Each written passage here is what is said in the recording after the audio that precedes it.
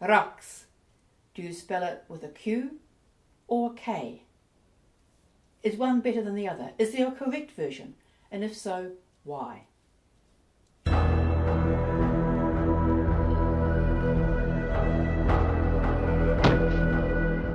Hi, I'm Kashmir, and today we're going to look at how to spell the Arabic word Raqs.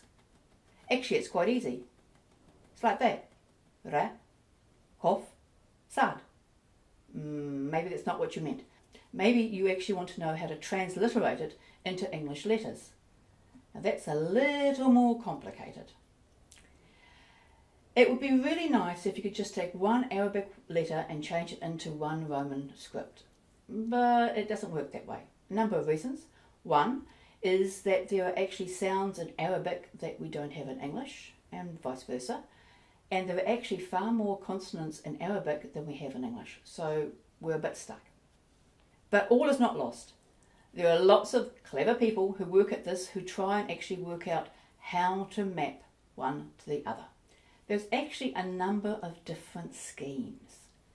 For example, Raks can be spelled, a couple of different ones there, but you'll see that the thing that is not agreed upon is how you represent the sad, not the Qaf, because the sad's actually a dark letter. It's not the same as an ordinary S. They have an ordinary S, but this is special. So no matter which scheme you look at, Raks is always spelt with a Q.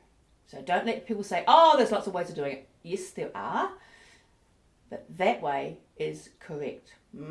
What do we mean by correct? Well, for a transliteration to be effective, it should be fully reversible. So you should be able to take the English transliteration and go back to the Arabic, which is the reason why you have the funny S's. There is a letter kaf in Arabic, but there is no word ra, kaf, sad. It just doesn't exist. But if there was, it would mean something completely different. For example, dog, heart. Quite a bit of difference. So it does make a difference if you use a Q or a K. So why should we care?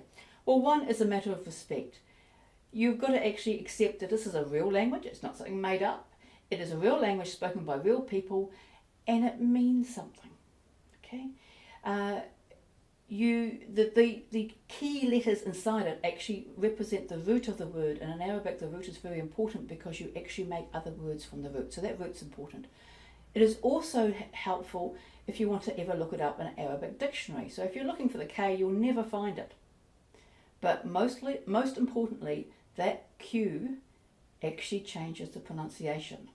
Now my Arabic is incredibly rusty, but the Q is basically pronounced in the back of the throat, so it's more like a rather than a k.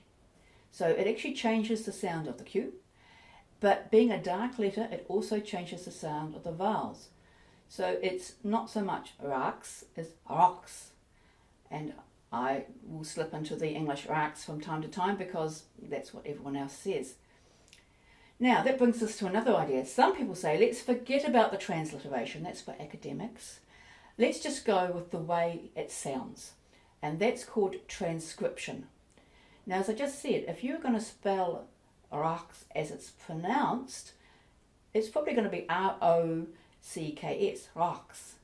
I've never heard an Arabic speaker say Raks, even with the Q in the back of the throat. That's number one. Number two, it depends on how you hear the word. If your ears aren't attuned to the language, you often won't pick up some of the subtleties. So it's quite important that if it's going to be transcribed, it should be transcribed by a person who actually speaks the language. And thirdly, which dialect? The Qaf is a very special letter because in Egyptian Arabic, for example, there are 3 versions of it, depending whereabouts you are, what dialect of Egyptian Arabic you speak, which is why it could be pronounced either as a G, a G, or as a glottal stop, which is the reason why we have Raya Hassan, not Raqia Hassan. With that many choices, let's forget the transcription, okay? Let's go with the transliteration. And if it's going to be transliterated, it's a Q, okay? So let's go for that. Okay, what do you use? Do you use a Q or a K? If you've used a K before, have I convinced you to change? Okay, cheers.